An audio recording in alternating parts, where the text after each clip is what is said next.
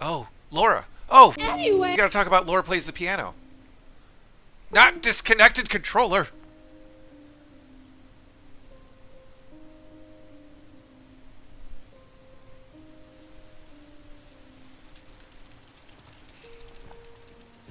Pay attention to this music because I'm gonna talk about it. Hey, it was you, wasn't it? You're the one who stepped on my hand.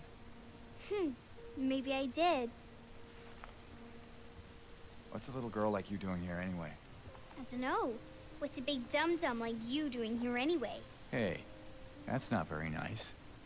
Didn't your parents teach you any manners?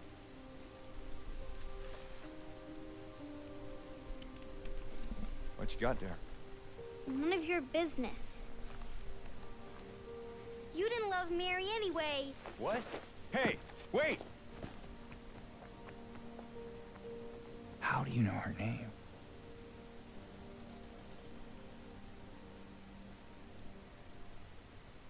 Hey, Acto, thanks for dropping in. So, to talk quickly about musical themes and their titles, there is a musical piece in this game called Theme of Laura that we hear as like it's one of the rock songs that we hear over the credits. It was over the like menu video thing that would happen in the original game, and we also hear a reprise of it during Angela's final scene. Despite it being called Theme of Laura, it is not really functionally Laura's theme. The piece that we just heard, Laura plays the piano, is Laura, the character's actual theme in this game. In the original, this is another theme that was only used in a single scene in the original game. I think it's when you meet her in the hotel and she like hits that like nasty chord on the piano to spook James. And so it was a little bit of a facetious, oh, Laura plays the piano. She had just random notes. But this like the Magdalene theme, I think was extrapolated for the remake to turn it into more of a recurring musical theme for Laura as a character. And it's actually simplified quite a bit arrangement wise, or at least it sounds less full than it did in the original. Because the original had like these synth pads and stuff going on. But yeah, that theme that we're in C minor. Okay.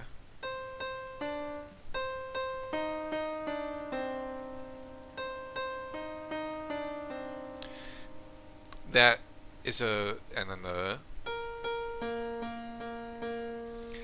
that is essentially Laura's musical leitmotif. Have I used the term leitmotif on stream yet? Leitmotif is a German term for basically a theme, a musical idea, a motif that recurs. It's that is Laura's theme, and particularly on the soundtrack.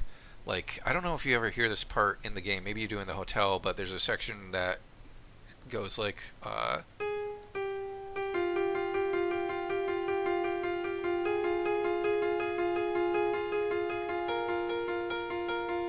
Yeah.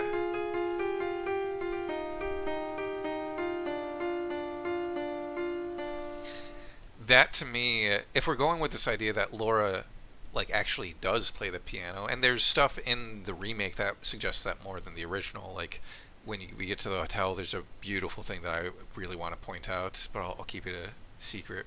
But, like when we saw Laura leave that apartment with the piano and Woodside, and with all the sheet music that's been left around, I started to wonder if like, oh, maybe they're making the idea that Laura is actually like taking piano lessons as a child. Laura actually plays the piano. That's a part of her character, and that little line that I've just played for you felt very much to me like a classically themed little piano exercise. Just we're gonna go back and forth between these notes, and it's gonna like it sounds like something out of like a like Mozart, where it's like, oh, it can very easily turn into something more complicated, but on its face value sounds very simple, which even as I say it, I can hear how that kind of is thematically significant on a storytelling level for Laura. where when you first meet her, she kind of comes off as just a brat, and then as with all the characters in this game, you start to learn more layers and more depth to her story. Um, but another part of her character is she likes drawing shit on walls. We saw some stuff that she drew. I don't think she drew that. Maybe. We saw some stuff that she drew back in Woodside, in that room that she ran out of, and this is some graffiti that was lovingly adapted from the original game that I think is implied to have been drawn by Laura. And in the Leave ending, I think you actually do see her like drawing other stuff on this wall. Oh man, I forgot that we might hit Laura plays the piano this stream, but basically, like, this is one of the reasons I love this game. Like, more than any of the other Silent Hill games, it really explores this idea. It really utilizes this musical idea of leitmotif, where each character seems to have their own theme, and it develops over the course of the game.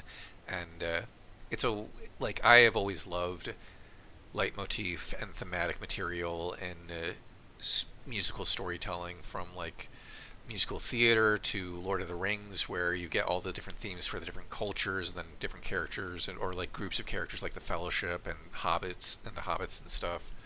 And it's part of why I love this game so much, is that it is Silent Hill for me in a lot of ways is like the horror version of Lord of the Rings.